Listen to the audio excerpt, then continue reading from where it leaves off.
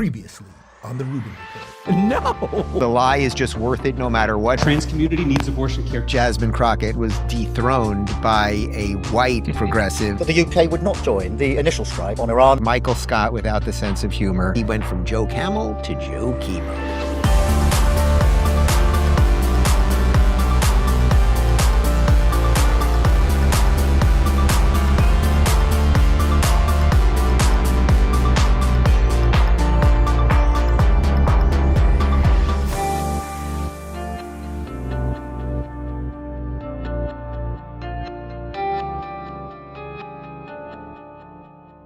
All right, everybody. Hope you had a great weekend. This is the Rubin Report. I'm Dave Rubin. It is March 9th, 2026. Share, subscribe, tap that notification bell, and we got a jam-packed show for you. Little war, some terrorism, some other stuff. Let's roll.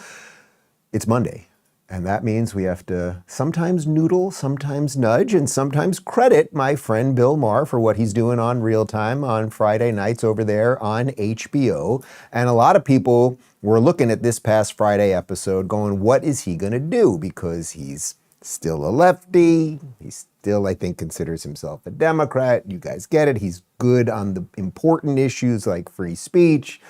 Broke bread with Trump, but still somehow comes around to Democrat positions. Okay, fine. But now that we are in the midst of this Iran war, where was he going to fall out on it? And, well, take a look.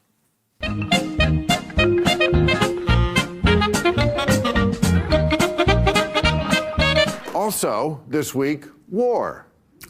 Did you hear about that thing? We bombed Iran, and it's going on. Now, have you expected me to say I hate it? I don't. Sorry. When he puts boots on the ground, yeah, then I'll hate it. Now, I know too many happy Iranian Americans. Sorry. And you cannot name one horrible thing that has happened in the Middle East in the last 50 years and not connect it to this fascist theocracy. They're like 6 degrees of they don't eat bacon. Okay, so we'll talk about the content in just a second, but I do want to give Bill, in case you're watching today, you're going to be happy with me. You're going to have some Copal tequila and toast to Dave, because you deserve credit for first, and I think in a weird way, most importantly, doing something as an entertainer that's very hard to do. Bill had no idea which way his audience was going to go there. I've been to that show many times. Often his audience is still more left than he is. He has been largely anti-war, if you want to use that phrase, for most of his career, right? Was wildly against the Iraq War and some of the other early adventures through George W. Bush and Bill Clinton, et cetera, et cetera. So for him to get up there and say, I'm kind of for this thing. Now, he doesn't want troops on the ground. I don't want troops on the ground. Okay, fine. But that's pretty impressive. He doesn't know if his audience is going to boo or applaud. And then they kind of came around with him, which was great. And I also think it was solid that he said, I know too many Iranian Americans that are happy about this, right? I think that shows, well, he's in LA. There's a ton of Iranians there. They are celebrating about this. But it's just as an entertainer, I can tell you to go to a live audience somewhere, whether it's your own show or you show up at a theater or whatever, and do something that's potentially against your audience. Not the easiest thing, so he deserves credit for that. He then was noodling and of course, just on the content side, the fact that, yes, Iran has been involved in virtually everything bad coming out of the Middle East since 1979. Virtually every act of terrorism, whether they directly do it or they fund it like Hezbollah, or they fund terrorism in Latin America, or Hamas, or elsewhere, like everything has gone through Iran. So there's a lot going on here. So, okay, so he hits that. Then I just thought this was kind of funny. One thing we do know for sure, mullahs are morons. Some people on the fence about that?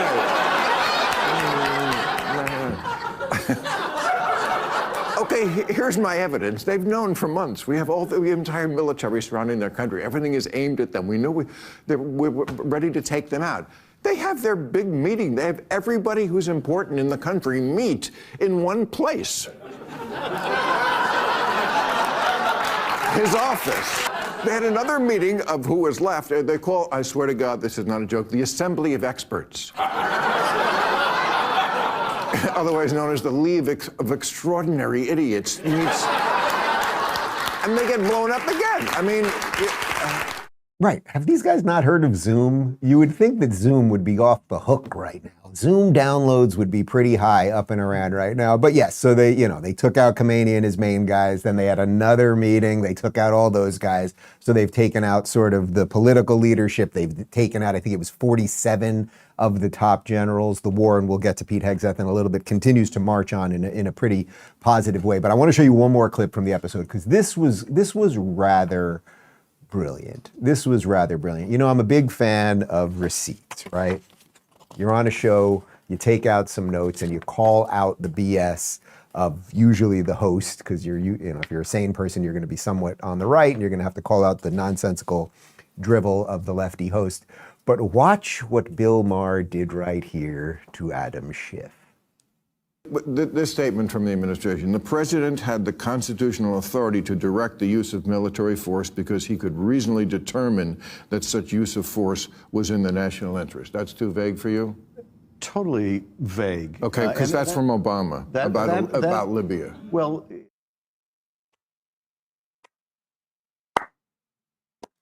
Bravo, Bill. Right. These people have absolutely no principles. The people that are screaming right now about congressional authorization had no problem when Obama went into Libya. They had no problem when Bill Clinton, who is in the midst of the Lewinsky affair, was dropping bombs all over the place to distract people. The president does have authority, at least for 90 days, to coordinate a war, and he is the chief executive of the country, and he is the leader, and he is allowed to do that. And if it was a Democrat, they would all be for it.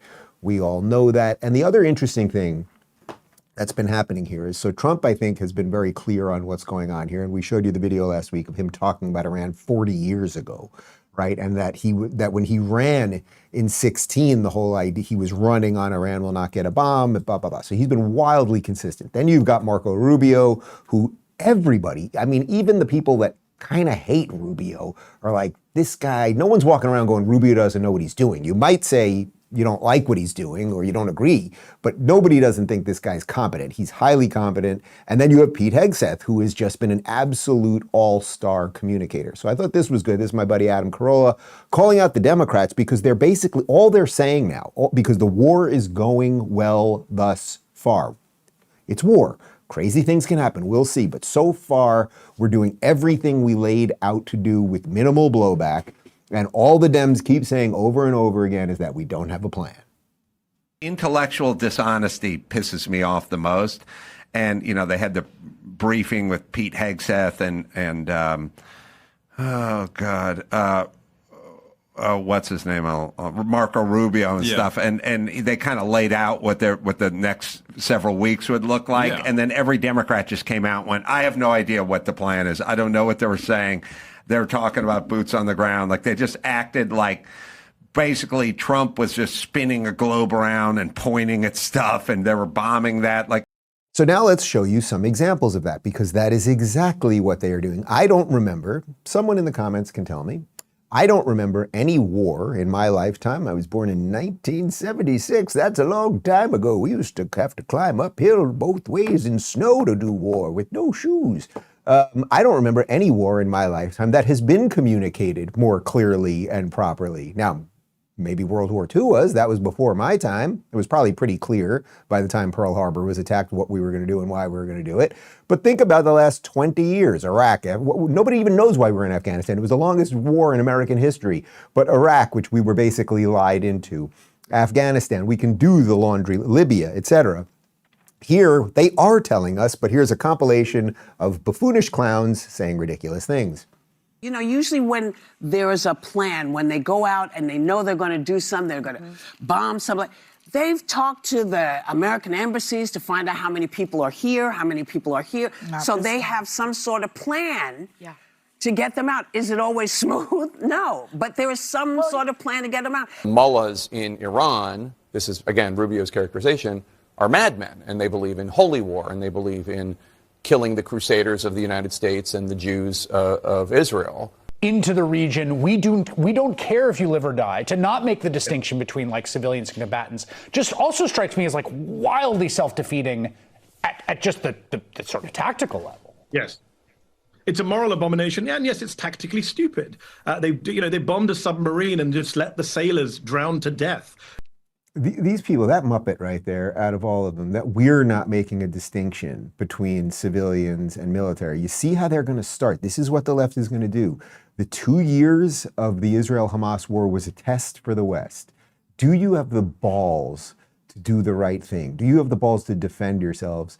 And will you fall for these ridiculously guilt-ridden arguments? So that Chris Hayes right there, that buffoonish Muppet talking to an Islamist, he is saying that we are not making any distinction. We're not just randomly bombing Iran all over the place. We're not just throwing bombs into Tehran like, oh, let's find out where all the restaurants are and kill as many people as possible. Actually, that's what the Iranian regime was doing to their people, at least 40,000 of them. We are hitting military installations. We are hitting critical infrastructure. We are damaging the regime, so hopefully the people will be able to take over their country. Now, as I keep saying, we don't know if that will happen. Everything can go sideways. War. It's messed up. Somebody put that on a bumper sticker.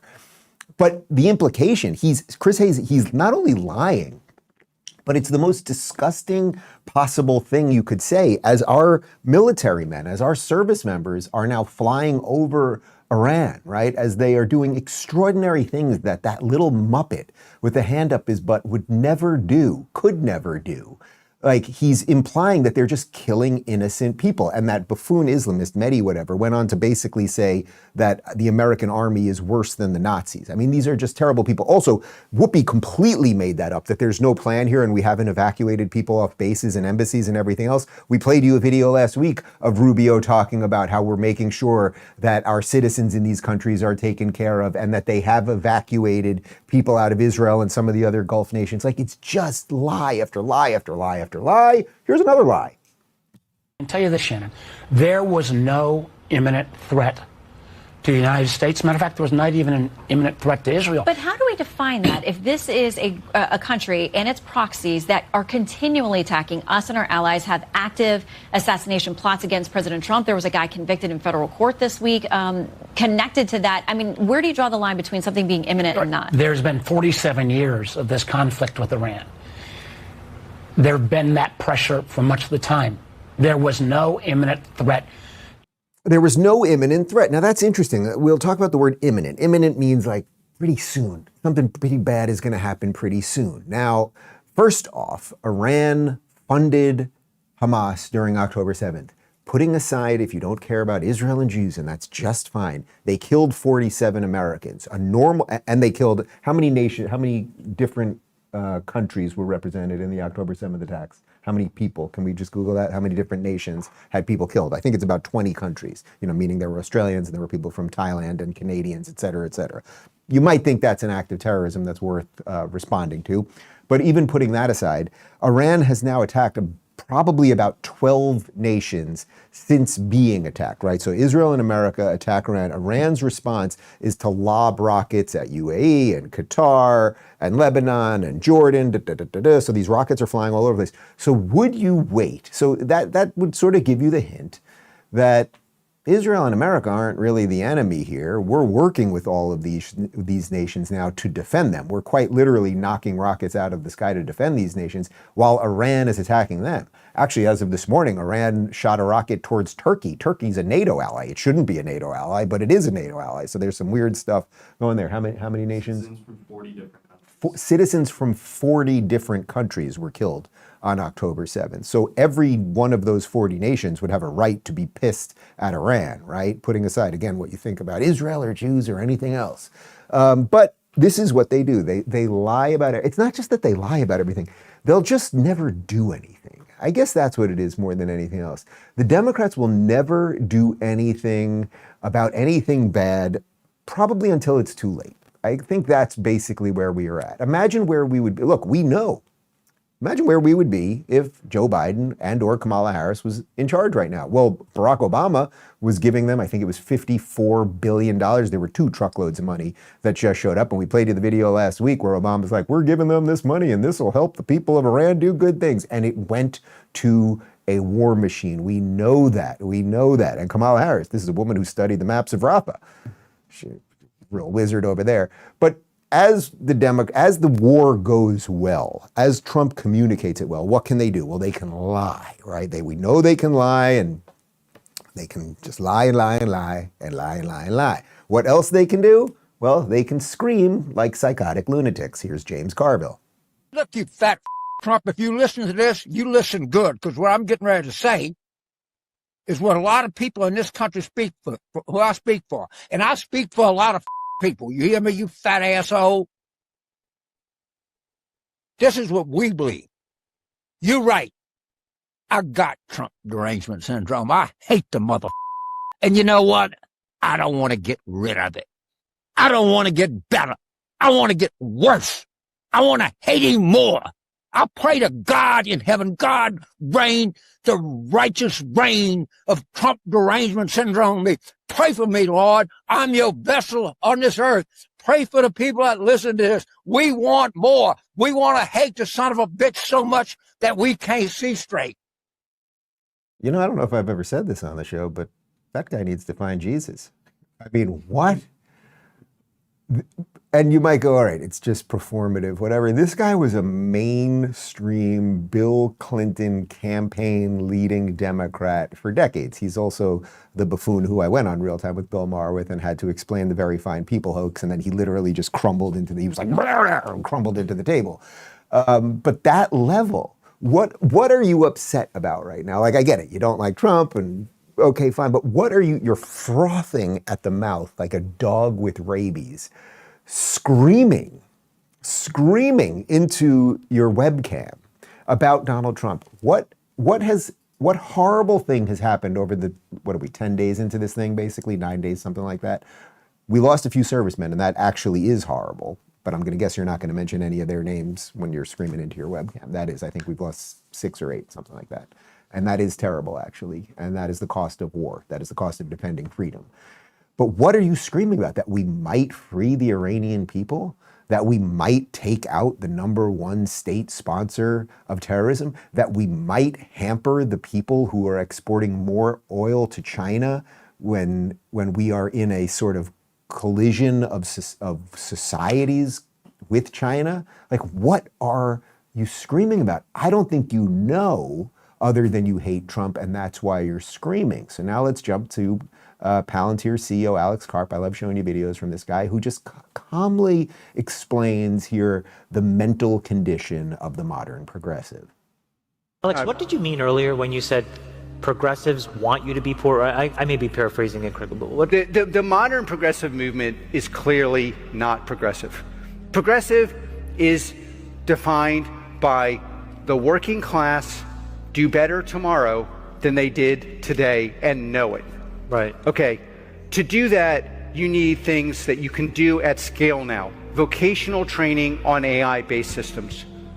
Making our laborers more valuable. Obviously, closing the border so that you don't reduce the amount that you pay people and also eviscerate legal protections. This is not progressive. It's not progressive, by the way, to have so little competence or willing to use force that we get overrun by drugs. Who do those drugs go to? Disproportionately poor people of color. Yes. It's not progressive to have crime rates. You know, to be a civil war zone, to be a war zone, you have to have five deaths per 100,000. That's like half our cities. How's that progressive? What, you mean you care about poor people so much, you're just going to let them kill each other? All right, let me shift gears here. What that is a beautiful explanation of the phrase that I've been mentioning relentlessly in the upcoming book by my friend Gad Saad, which is suicidal empathy. We'll have a bit more on that psychological notion in just a little bit. But his point, which of course doesn't surprise you, is that virtually everything they do, they had a war on competency. So everything, the systems all got worse, right? Our education system got worse. Everything in the government got worse. They decided to hire people based on genitals and which genitals they like in their mouth and blah, blah, blah, blah, blah. And that's not how you hire, say, a Secretary of Defense. It's just not. Old school, what can I tell you? And then, of course, that you have to know how occasionally you have to use force, or at least show the world you might occasionally use force. So again, when all of this is happening in Iran right now, what do you think China is thinking? You think they're going, all right, now's our chance, take Taiwan. Or are they going, boy, this Trump guy's a little nutty. He took Venezuela. They're basically fixing up Iran. It sounds like we're about to move on Cuba too. He has the new Monroe-Trump doctrine. We better ease up. So they crush the system through incompetence, and then they don't even use the basic tools of a powerful nation, which is what we still are, although they would wish that we weren't. Let's talk about pesty for just a moment, and then we will continue. Guys, you know that feeling when you see a bug in your house and instantly get the heebie-jeebies? Maybe it's spiders, maybe it's ants. Whatever it is, once you see one, you start checking every corner of the room, and suddenly it's a lot harder to sleep at night. If that sounds like you, you'll love Pesty. Pesty is an easy do-it-yourself pest control kit that sends you pro-grade pesticide, along with a sprayer, mixing bag, gloves, and simple instructions to finish the job in minutes. Everything's customized for your location, the season, and the bugs you're dealing with, and it starts just $35 per treatment, which is way cheaper than traditional pest control. Bugs hate to see you coming with Pesty. Go to pesty.com/Rubin for an extra 10% off your order. That's pestie.com/Rubin for an extra 10% off. All right, let's continue with the war situation, and we're going to bust out. Look at this. I found the one sane Democrat. Here he is. John Fetterman used to have brain damage. Now making a lot of sense. Go. Now, we've also forget, that really the Democratic Party, ever since 10/7, has been absolutely wrong about the dynamic in the Middle East now. Ceasefire, ceasefire, ceasefire. Imagine if they were pushed into a ceasefire in the summer of 24. Hamas would still be intact, Hezbollah would be intact, and Iran could have acquired a nuclear weapon by that point. But Netanyahu was able to push through that, broke and destroyed Hamas. Same with Hezbollah, and was able to go after Iran and break them down. And then I was the only Democrat that supported President Trump striking the nuclear facilities last summer. And that made significant severe kinds of damage. So it's very interesting. You got Whoopi, and you got Dan Goldman, and you got the rest of these clowns going, Trump doesn't know what he's doing, there's no plan, we don't know what's happening here. And there you have a man who had brain damage, clearly explaining that we have consistently, over the last couple of years of the Trump administration, degraded the #1 state sponsor of terror. We killed Ayatollah Khamenei, right? Everyone was like, oh my God, you're never gonna get that guy. We killed him, all his buddies. Then they had the meeting again, and that didn't go well for them. Like, we are doing good things, and it takes a little bit of belief in America. And it takes, I don't know, a guy like Pete Hegseth coming in, renaming the Department of Defense the Department of War, getting rid of DEI, making soldiers proud to be Americans again, and then having a little imagination. I really think that's part of it here. The left also has no imagination. They just live here and now, and they're constantly looking at every little dust bunny and figuring out what's wrong with it. But having a little imagination that America could do good again. For those of you at a certain age, you don't remember the 80s. We used to be able to do good things, and it was awesome, and people were excited to be American and export Americanism and know that capitalism was good. But they've created the conditions where people just have no imagination anymore. They have no belief anymore. But we better freaking get back to it. Hegseth's trying to drag us there by doing the right thing when it comes to military messaging. Go. The president said recently there will be no deal with Iran except unconditional surrender. What does that look like? Unconditional surrender? How will you know it's real? It means we're fighting to win. It means we set the terms. We'll know when they're not capable of fighting. There'll be a point where they'll have no choice but to do that. Whether they know it or not, they will be combat ineffective. They will surrender. Typically, the understanding of a surrender is person to person. Is that what would be required in a matter like this? Well, there's a lot of different ways. Whether they want to admit it or not, whether their pride lets them say it out loud or not, it's President Trump who will set the terms of that. But we can be clear with the American people that this is not a fair fight, and that's on purpose. Our capabilities are overwhelming compared to what Iran's are. I gotta say, I don't give mainstream media guys credit very often, but Major Garrett right there, good questions. How do you know it will be over? What would be the signal that it would be over? Are you gonna sit down with someone when it's over? What does winning really mean? Like, those were, I'm paraphrasing, but like that was basically what I asked. Those are all fully legitimate questions. And then Hegseth had answers for all of them. They are going to be defeated, period. Will there be a sit down with someone from the remnants of the regime to pass off the power? We will see. But again, we are completely dominating them on every front, on every metric that you could look at a war. That is what we are doing right now. I think maybe we've shown you this video once before, but this is 2018. This is Saudi Prince Mohammed bin Salman Al Saud. And here he is talking about how the Ayatollah, the guy that we just killed last week, he wanted a kind of Hitler-like project. Iran is not a rival to Saudi Arabia. Its army is not among the top 5 armies in the Muslim world. The Saudi economy is larger than the Iranian economy. Iran is far from being equal to Saudi Arabia. But I've seen that you called the Ayatollah Khamenei the new Hitler of the Middle East. Absolutely. Why? Because he wants to expand.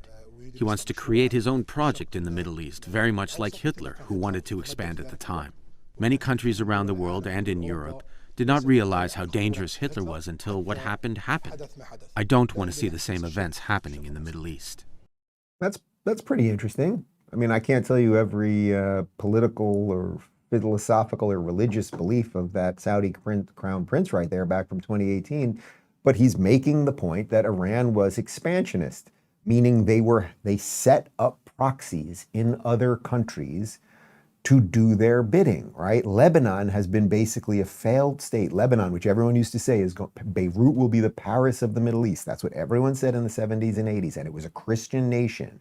They allow the Islamists to come in, and then Hezbollah runs Lebanon. So they have a state within a state that now, thanks to Israel for degrading, now the Lebanese army is suddenly saying, hey, we might boot Hezbollah out. That's good. Qatar over the weekend, I don't even think we're covering this today, maybe we'll hit on it a bit more tomorrow. Qatar is now announcing because Iran attacked Qatar, they're finally going to boot the Hamas leadership out. Like, things are so fundamentally changing, and yet you have the usual cast of characters pretending nothing's changing. Here's just a quick video of just some of the strikes on Tehran over the last couple days. Oh, yeah.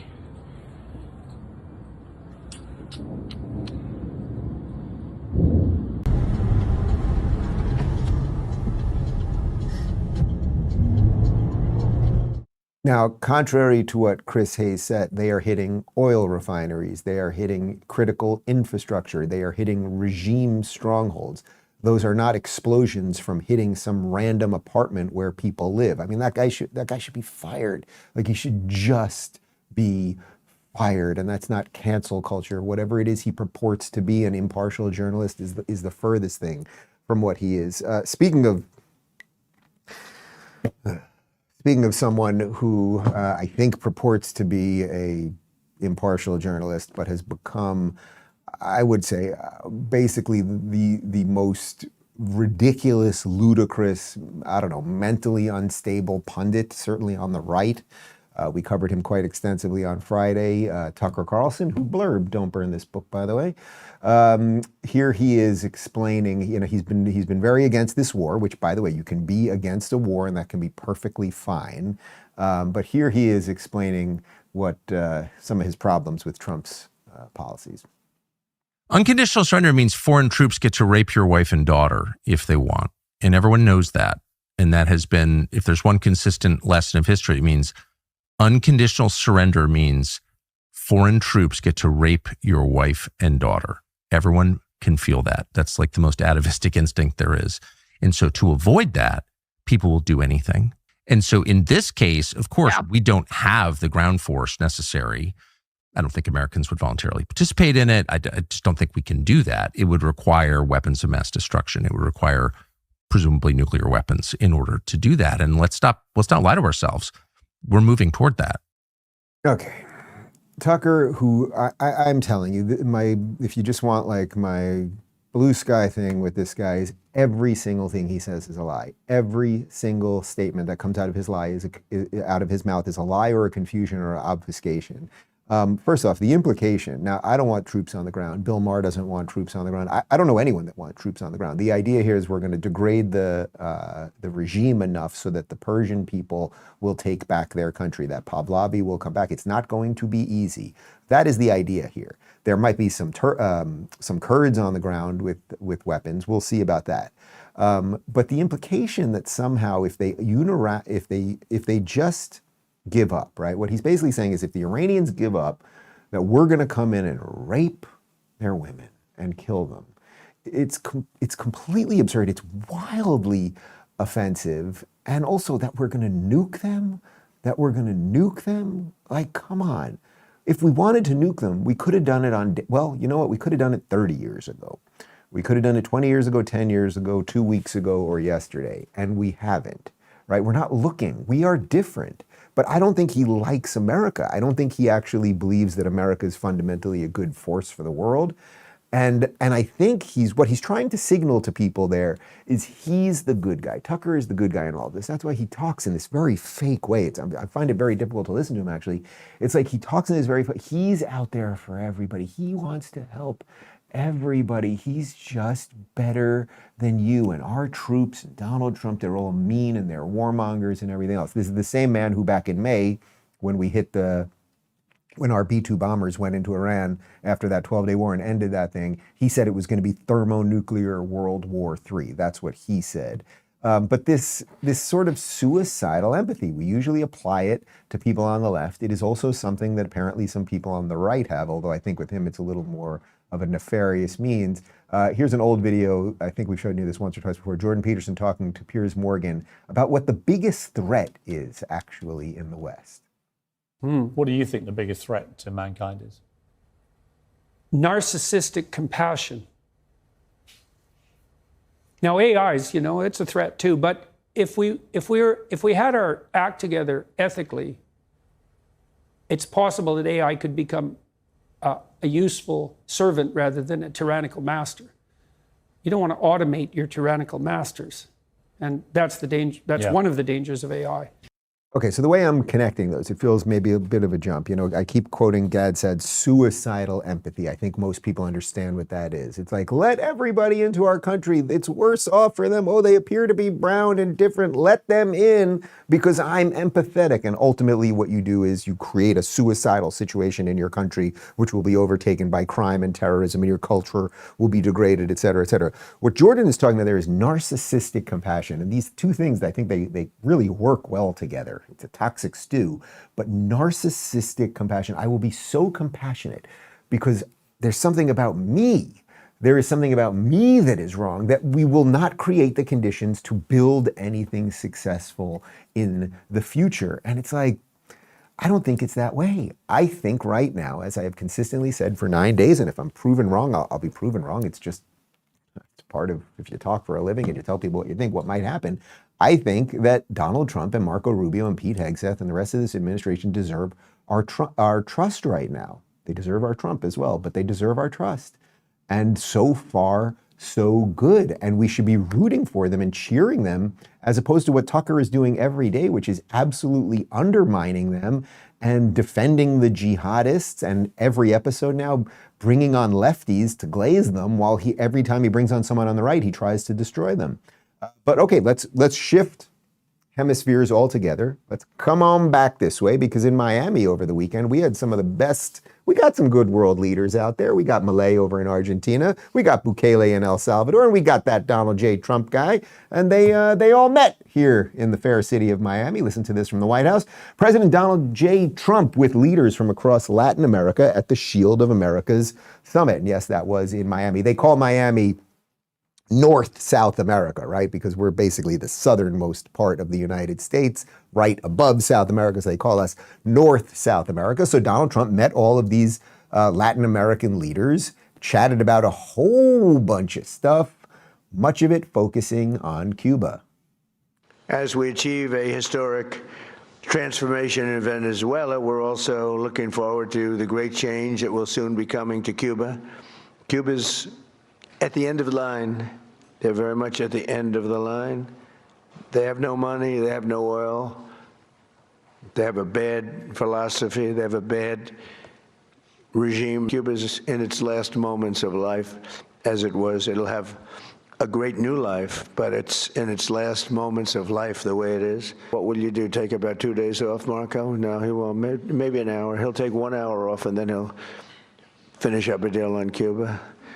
Even that's why Trump's great, right? Like, it's like, Marco, you're doing an awful lot. We got this war going over there, but Marco, you are Cuban. We've told you the story, and Marco's told the story on this show several times about his parents coming from Cuba and his dad working in a in a restaurant, cleaning dishes, and just incredible that his son becomes senator and then secretary of state and everything else.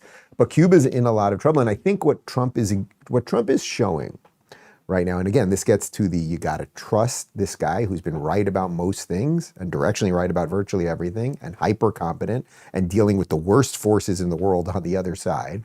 What he's showing right now is America's exerting power, and I also think he's realizing that because the midterms are now, 8 months away, something like that, that his window on this could be getting very short. He is trying to change the world and directionally push it towards pro-America, pro-Western values as quickly as possible. So that's why Venezuela went down as quickly as it did. That's why he moved on Iran, and now it looks like he's going to move on Cuba too. And you could take that hyper-libertarian position. None of that's America first. But to me, America first is America showing that our interests in the world, it is not just our borders, but that we are going to need to work with countries that share our values. You don't have to force them to believe in anything. But Cuba has been a communist dictatorship for a long, long time. I'm here in Miami, where we're around a lot of Cubans all the time. And trust me, these people know what freedom is. Here are some protests happening in Cuba right now.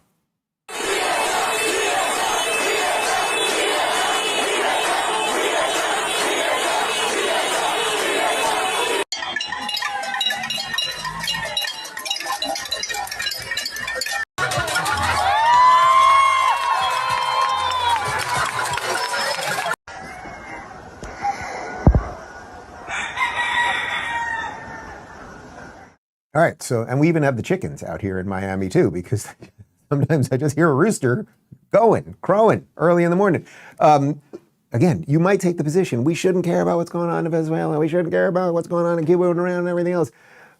Or we've screwed up things in the Middle East in the past and we'll screw this up again. First off, Venezuela, Cuba, these Latin American countries, they don't have the same religious attachments, right? There isn't hardcore Islamist jihadist ideology there. Those people that are out on the streets, they've been living under communism forever. They've been fighting for food and when electricity turns on and water and everything else. I was talking to a bunch of my guys that I play ball with yesterday about this, who some of them came from Cuba themselves or their parents came, what it was like to live under that regime. And if we can exert a little influence, look at Venezuela right now. Is there suicide bombs all over the place? Is there mass violence going on everywhere? No. Do they still have to fix their country? And are we going to have to get a leader in who's going to be friendlier to America? And okay, fine. But notice, it didn't all just turn to poop overnight. And likely, if we do something in Cuba, which Marco Rubio basically said we're going to do, and Trump pretty much said it right there, my guess is the people will rise up and be more pro-American, certainly than any Democrat. Here's former member of the administration, now very popular podcaster, Dan Bongino, with a bit more on the Cuban regime. I'm just throwing this out there, too. This is back to serious mode here. If I were the Cuban regime, I'd be really worried right now. I'm not suggesting there's going to be a bombardment of Cuba tomorrow. I'm not suggesting that. I'm not telling you as on any inside information. I'm just basing this on Donald Trump is clearly, at this point, at the finding out portion of his presidency. I don't know any other way to say it. I don't. He just doesn't want to hand generational problems to the next president. I think that's right. As a matter of fact, I think that's pretty much what I just said. That Donald Trump is realizing, I think it's all boiled down to this, one way or another. Donald Trump either has 8 months left or he has 2.5 years left. And what I mean by that is he has 8 months, and then if they lose the midterms, he will be hampered and impeached, and he will be lame duck, and even the frothing mouth Tucker types will be trying to destroy him. Tucker's already trying to destroy him, but meaning they will be trying to usher in whoever they think is next, and they'll tell you that MAGA is dead and all the rest of it. So, but if Donald Trump succeeds over the next 8 months, and again, I'm still bullish on this. I know everybody is saying it the other way. Everybody on both sides is saying the Republicans are going to get demolished and all of this stuff. I think people see what's happening here. I really do, and it's tough to read through the media nonsense and everything else. But if the war goes well, if the economy keeps chugging along, and to the backdrop of America's 250th anniversary on July 4th of this year, if there's a resurgence, if we all realize it's Trump and what he's trying to do, I think, is what you would want any real leader to do. He is trying to not kick the can down the road. He's trying to say, man, there have been these massive problems that we have all looked away. We didn't really want to think about the China threat, right? We didn't really want to think about the Iran threat. We didn't really want to think about what's going on with these communist countries in our hemisphere. He's doing as much as he can. And he either has 8 more months to do it, or pray to Lord that he gets the 2.5 years to finish it off, and then hopefully hand something beautiful to whoever his successor is, whether it's JD or Rubio or anyone else. Here's Chamath Palihapitiya from the All In podcast, talking a bit more about the sort of the drive behind Trump and what it is that he actually represents right now. I think the best way to think about our current political climate in the United States is we are led by a transcendent political athlete. Transcendent how? Donald Trump is the most effective and capable political athlete we have ever seen. Why? He understands how to connect at the one-on-one level. He understands retail politics better than, frankly, anybody. And you can just see this if you go to a rally, the way that he can connect with individual people. He has an affability that's very disarming.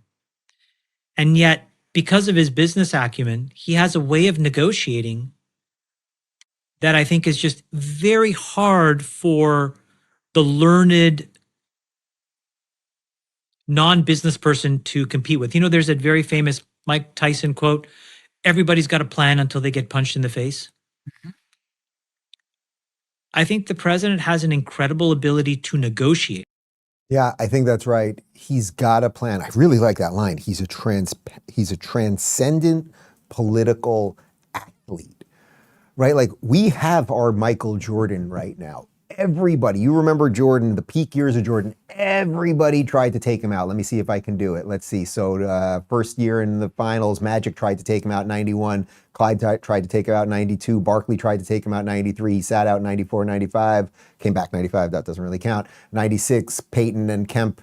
97, Stockton and Malone. 98, 98, Stockton and Malone again. He takes out everybody. Everybody comes in and says, I will be the transcendent athlete. But Trump is the transcendent athlete. He is the Michael Jordan. And when you are that guy, you're going to get relentless hate. You're going to get foaming at the mouth lunatics like we showed you earlier, James Carville, who want to dedicate their lives to destroying you while you are fixing the freaking country. And our country has major problems, including, unfortunately, I think we are going to see more of this. So there was let me just, here, I'll set it up this way in case you haven't heard the story, because this is wild out of New York City. So first I want to read you a tweet by New York City Mayor Zohran Mamdani, and watch all the misdirections here, and then we'll tell you the story.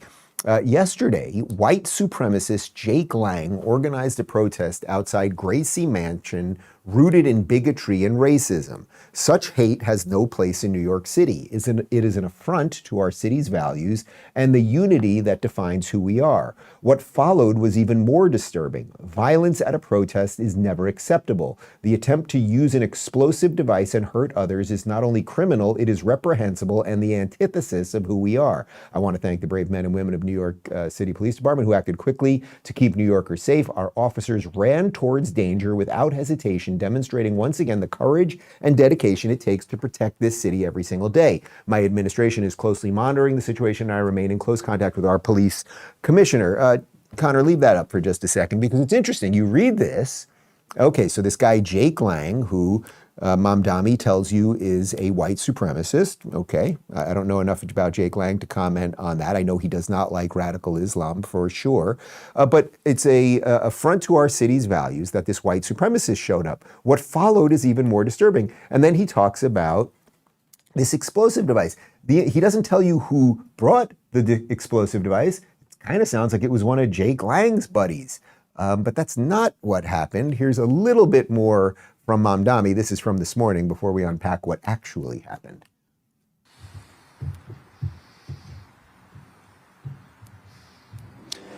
Good morning. On Saturday, a protest was held outside Gracie Mansion, where I live with my wife, Rama. Neither of us were home at the time. This was a vile protest rooted in white supremacy entitled Stop the Islamic Takeover of New York City. I'm the first Muslim mayor of our city. Anti-Muslim bigotry is nothing new to me, nor is it anything new for the 1 million or so Muslim New Yorkers who know this city as our home.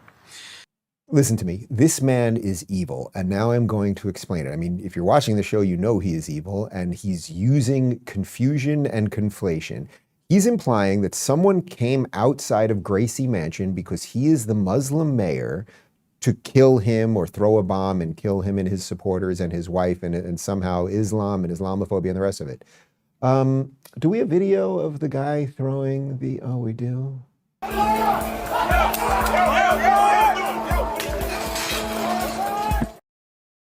That's the guy who is doing it, and he doesn't appear to be a white supremacist to me. Do we have an image of that guy real quick before we tell you a little bit more about him? So there he is throwing, and we'll have a little bit more on exactly what he was throwing in just a moment. But okay, so you can see what Zohran did here. In his tweet and in his statement, the implication is he's a Muslim, and there was some bigots that showed up, and somebody had a bomb.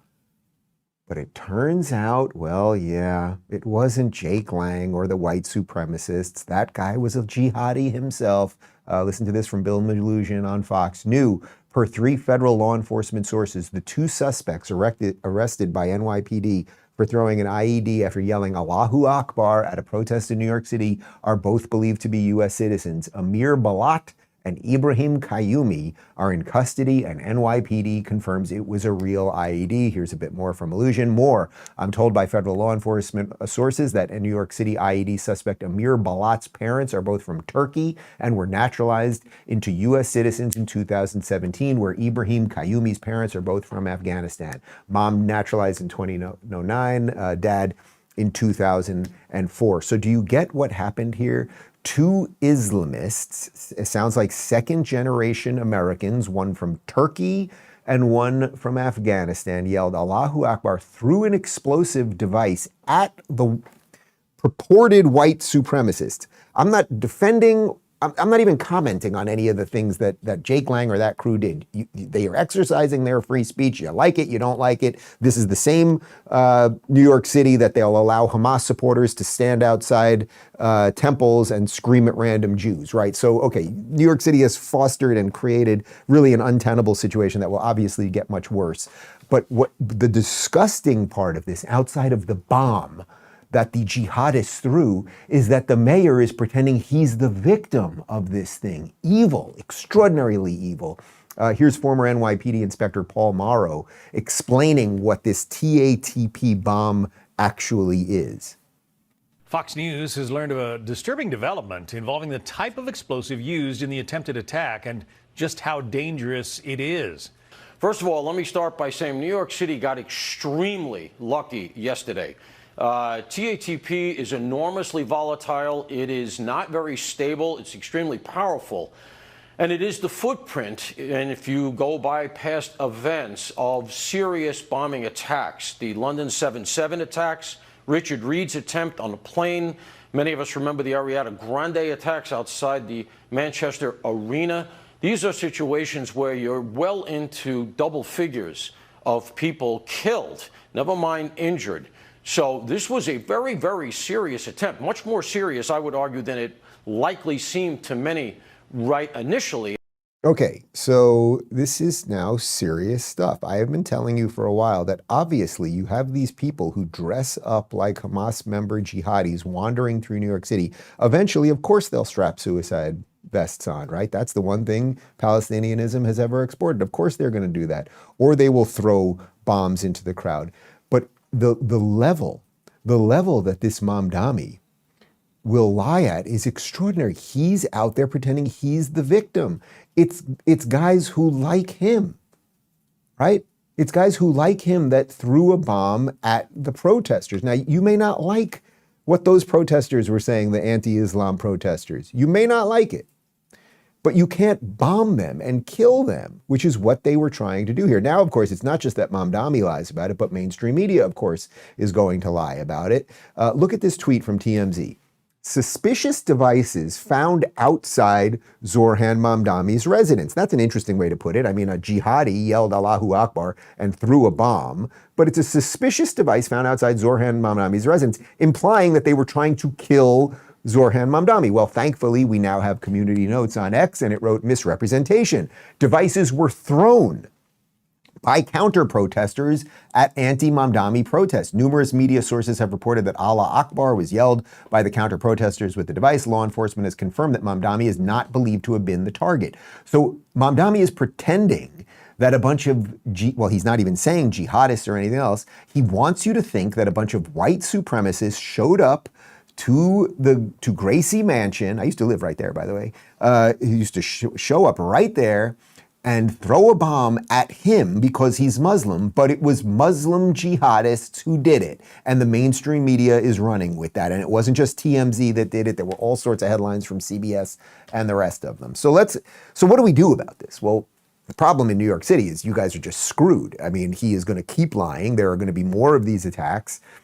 It is what it is. Good luck with all of that. At a national level, what we might want to do is fund DHS. We might want to make sure that in a time such as this, that we are doing whatever precautions we can to make sure that bad people, masked jihadis, are not taking homemade bombs and throwing them all over our cities. We might want to do that.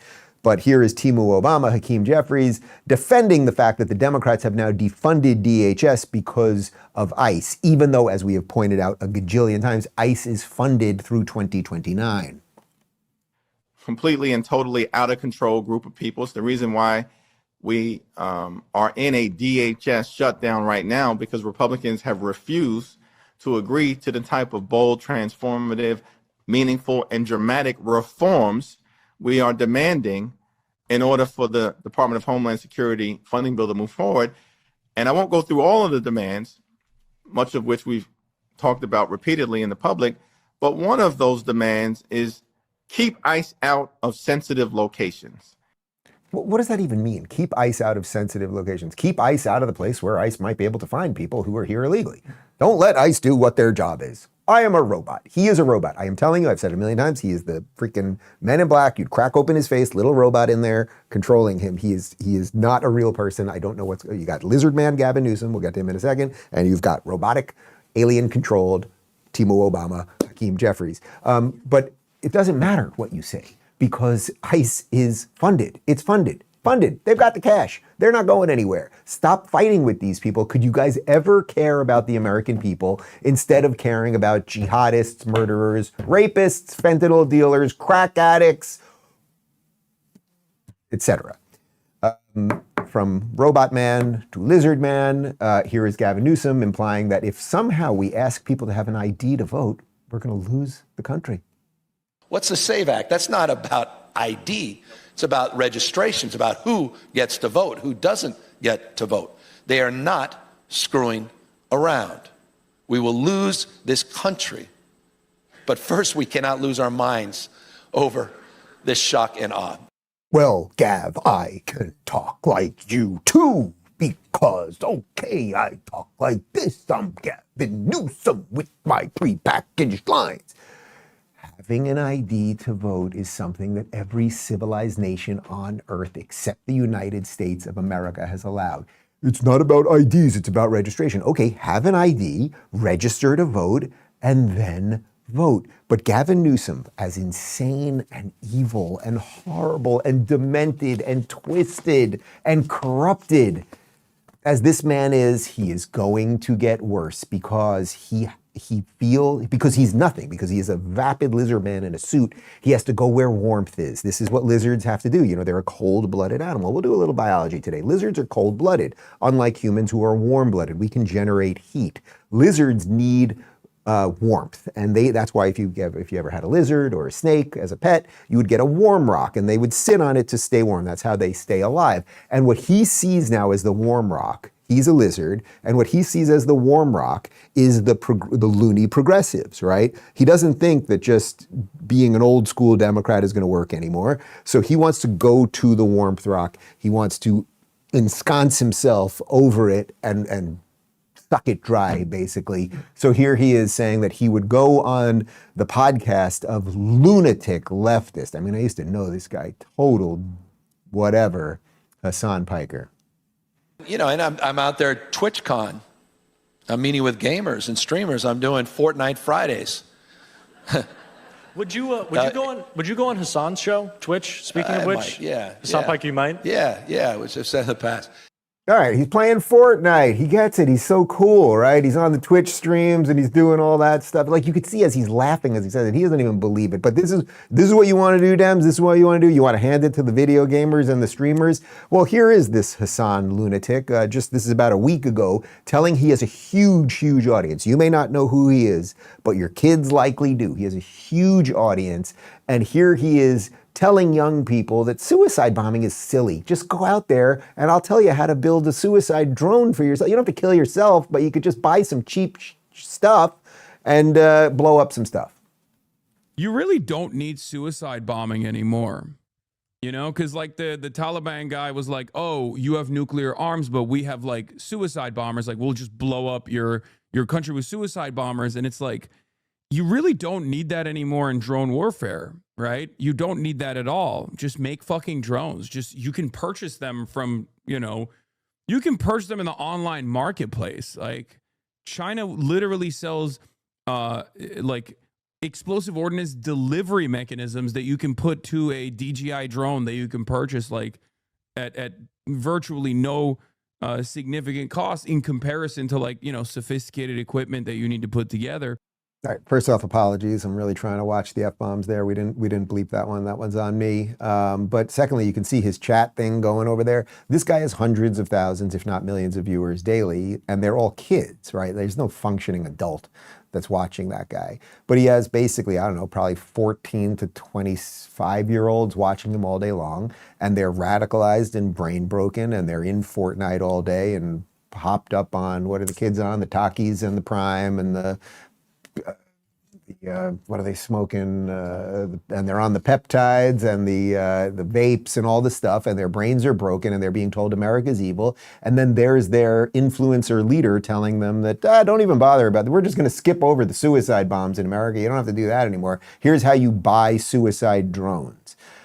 Watch out, guys. Watch out. It's evil across the board. I thought this was good. We covered last week that Lady Eyelashes, Jasmine Crockett, she lost her primary. And everyone, the conventional wisdom was like, oh, she's nuts. She lost. That's great. Except the guy she lost to, this James Talarico guy, he is more insane than she is, right? He is further wackadoodle left than she is. Here he is with Pete Hegseth back in 2021 when Hegseth was on Fox talking about voter ID. Are you okay with voter ID? So voter ID is currently required in the state of Texas. I opposed having to How about for mail-in ballots? To vote. How about having to send your ballot in? Should you have to prove who you are? Because that's what Democrats are opposing. Pete, I just said I oppose voter ID. Currently, it's a law in Texas, but I oppose that law because I think you don't need it. You oppose voter ID? You don't think the most sacred obligation of our republic, you should have to prove who you are in order to vote? So there are a lot of Texans, actually hundreds of thousands, who don't have a driver's license. Oh, so this is their new line, right? That was sort of what Newsom was saying there. It's not about ID, it's about registration. It's like, if any of that is true, if there are hundreds of thousands of people that don't, and this is what they tell us, right? They can't get to a Kinko's, Kathy Hochul, black people don't even know what computers are, they've never been on the internet, all of those things.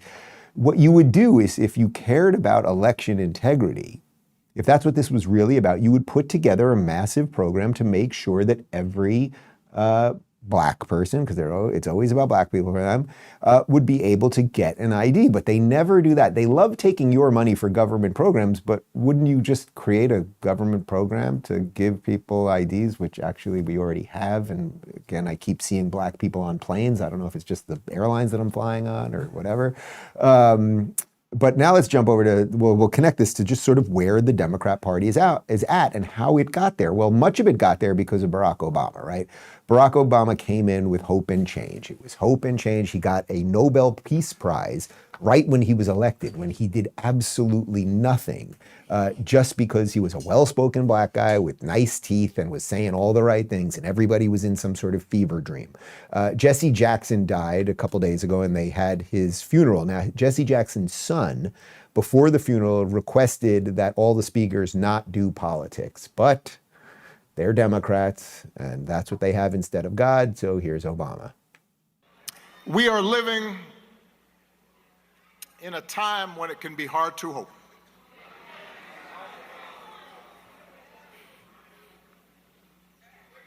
Each day we wake up to some new assault on our democratic institutions. Another setback to the idea of the rule of law. An offense to common decency. Every day you wake up to things you just didn't think were possible. And I'm Barack Obama, so when I read off a teleprompter, I talk like this. Gavin, Newsom, like they're all, what is wrong with all of these people? They cannot speak. They can't just speak off the cuff. They can't say what they actually believe because everything's read and prepackaged and rehearsed and it's actually gross. But anyway, so of course he did politics there, all these people, and they're all cheering it. Like, yes, I woke up to something horrible this morning, and yes, oh my God, it's gonna happen again tomorrow. And no, it's not true. It's you guys who want to pack the courts. It's you guys who want to flood the country with illegals, blah, blah, blah, blah, blah, blah, blah, blah, blah. Let's jump back to Bill Maher one more time. He had Don Lemon.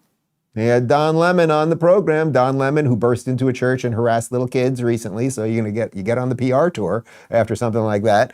And I thought this was quite good. Bill asked Don about that incredible moment at the State of the Union that everybody saw, where Trump asked, members of Congress and the Senate to stand up if you were for American citizens more than illegals. What did you think of the trap that Trump laid in the State of the Union address, where he, just show the tape there, because I think it's self-explanatory what he did. If you agree with this statement, then stand up and show your support. The first duty of the American government is to protect American citizens, not illegal aliens. And the Democrats didn't stand. I mean, obviously it's a deliberate trap, because they always played these games of Simon Says there at the State of the Union. Well, I think you and I agree on this is all performative. I know, but is it going to look bad in campaign ads? I don't think anyone's going to remember that come campaign. They will if they put it in the ad. Sorry, Lemon, people are going to remember that. And it's all performative. Yeah, politics is performative. What are you, Don Lemon? You're performative. Why did you ransack a church? It was performative. That's what you are. You pretend you're a journalist, but you're actually a performative clown. That is literally what you are. And Bill pointed out, look, even Bill, yes, he's okay, this is what they do with Simon Says and all of that stuff. And yes, they applaud this and they don't applaud that. People are going to remember that. That clip is going to be played ad nauseum before the midterms, and there will be no Democrats who will come out against it, except, well, there will be one. Yeah, that's the brain damage guy. So let's wrap this all together with a smaller version of a clip that I showed you. So what has happened? We have Donald Trump trying to exert American influence again. We have a war being fought that is going quite well. We might move on Cuba. We did the thing in Venezuela. Donald Trump has secured our borders. They are trying to kick out the illegals. He's doing, as Chamath said, he is a transcendent political athlete, and he is doing as many things to win as possible. And I think he now realizes the window could be closing a lot faster than he would like. We shall see. Again, I'm more bullish on what will happen in the midterms than most people, but we'll see. We'll see. But what has happened to the Democrats? They have lost their freaking minds. Reminder here from Alex Karp. This is not progressive. It's not progressive, by the way, to have so little competence or willing to use force that we get overrun by drugs. Who do those drugs go to? Disproportionately poor people of color. Yes. It's not progressive to have crime rates. You know, to be a civil war zone, to be a war zone, you have to have five deaths per 100,000. That's like half our cities. How's that progressive? What, you mean you care about poor people so much, you're just going to let them kill each other? Right. So the choice is pretty damn clear. You don't have to love everything Donald Trump is doing every second of the day. You can have your own principles and disagreements.